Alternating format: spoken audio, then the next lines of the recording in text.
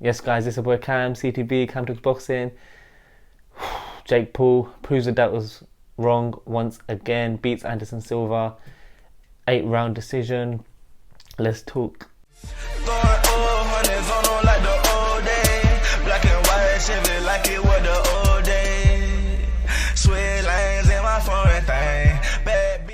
Yes, guys, so let's get straight into it. Jake Paul beats Anderson Silva. 8-round fight. He gets the decision, knocks Anderson down in the 8th round, the final round. And guys, I'll be honest with you, I was quite impressed with Jake. Who did he fight before? His last fight was obviously, it was Woodley 2, wasn't it? Who did Jake Paul fight before?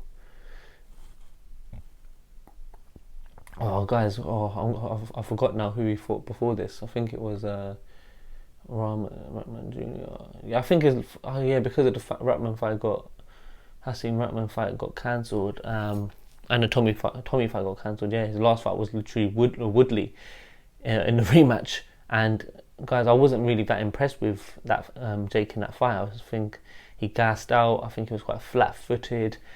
And I just don't think he was throwing many combinations. His jab wasn't all that. But yesterday, some of the things I was impressed with, just his combinations. His output I feel like his output increased. I feel like he was a lot more composed. He showed a great chin. He was getting tagged at times in that fight. He was getting outboxed at times, but he wasn't getting outclassed. There were a lot of close rounds. But for me, I think it's not too much to analyse. I think he was obviously younger, fresher, and that really made the difference. Not to mention the last knockdown. It's unfortunate for Anderson because he came out throwing like a madman. Like he really wanted to put it on Jake, and then got a bit careless, left his chin wide open, and got clipped right on the button. But overall, it was a close fight. But I think we just have to put it into context. Look, there's different ways to there's different perspectives you can have. From my perspective, the way I look at it is, look, Jake, he's doing well. He's progressing. Obviously, he lets himself down when he starts calling out Canelo and stuff. Like, he's doing the right thing. Call out Nate Diaz. I think with the only issue with Jake is he's not calling out boxers. He's calling out Nate Diaz. Obviously called out Canelo, but I don't really count that. I think with him, he's progressing the fighters. He is progressing in terms of the opposition and the level of opposition, but I think he needs to start calling out boxers, because he's still otherwise he'll still have that criticism. And he is proving the doubters wrong, because a lot of people thought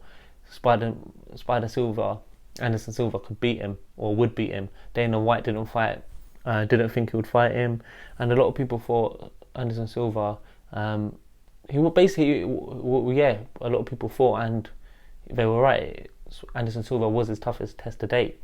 But I think he's obviously, you saw it in the thumbnail, is the Nate Diaz fight next. I think it will be. And look, I know that isn't that even that like that is a good fight, because Nate Diaz can box. He can throw hands. He's trained with Andre Ward loads of times, and they are good boxers, the Diaz brothers. But I think one point is the MMA fighters that have big names like Nate Diaz, Tyron Woodley, they're quite big names. There's not too many big name boxers at that level that Jake wants to fight at, because he'll get beat by like the bigger names like Canelo. Obviously that's why Tommy Fury is such a good fighter, because he's got a big name and he's obviously at a similar level. But obviously the people I'd like him to be calling out is probably like Tommy Fury, of course. Even the Hasim Rahman Jr. fight, if he can do something like that again, I think that would be quite interesting, because obviously the beef the prior situation. But even Vidal Riley, I think that would be interesting. I think Vidal Riley's correct me if I'm wrong, guys, but I think that'll be a bit of a tough fight for Jake. I think he's actually quite good. He's obviously signed with Sky. I think he was with promotions before as well.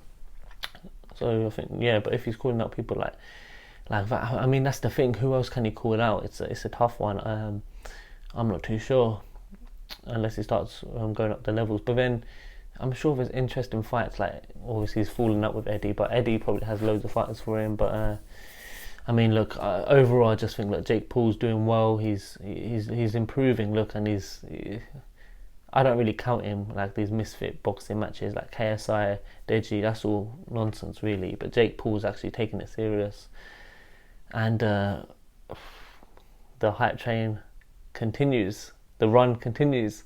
Guys, let's see who fights next. But let me know what you think in the comments. Let me know who you think he should fight next, and let me know what you made of his performance last night. I'll be back with another video. Yeah. Foreign bad bitch, I can't even pronounce her name. Talking numbers on the phone while I'm getting brains. Switch 4 lanes, I'm in my own lane. You can catch me riding in that phone.